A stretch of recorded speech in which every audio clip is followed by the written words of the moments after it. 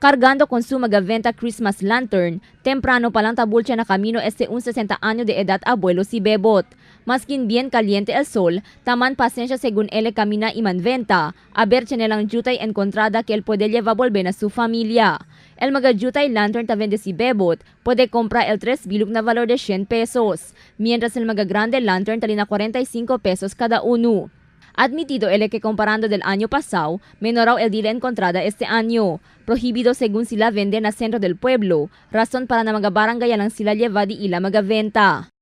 Okay lang man, pwede para na comida pwede pati tinya ta para ulam de noche, tinya baon del mga bata, tinya ulam para mediodía.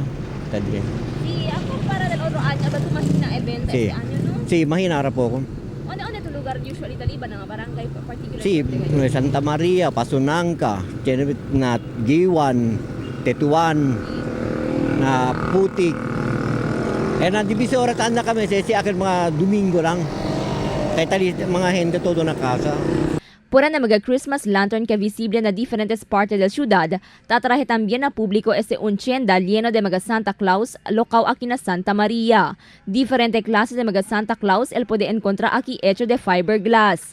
Tiene Santa Claus el forma ta subir na escalera, tiene también tale libro, mientras el otro forma ta toca violín, trompeta y drums. Tiene también mga Christmas elf, mga ángel y también Niño Jesús para na Belén. Vendible también mga Christmas balls que taarde y tadale claridad na tiempo de Pascua. A según con el encargado si JR, tadale según sila 5 para 10% descuento kundi ila mga customer.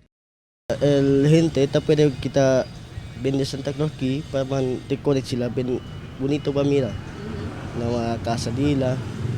Pati po yung klase bali mo. Si kumpang kita plastic kami, useless lang.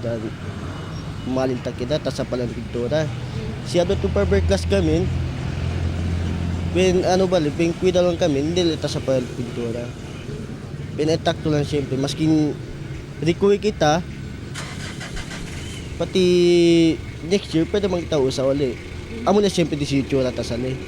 A según con JR, ta principio aumenta el número de di ila mga kliyente quien ta compra mga Santa Claus.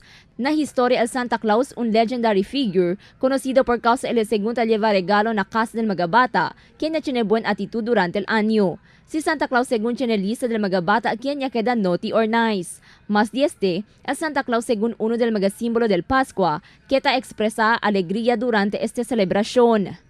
Crystal Almonía, Dateline Zamboanga.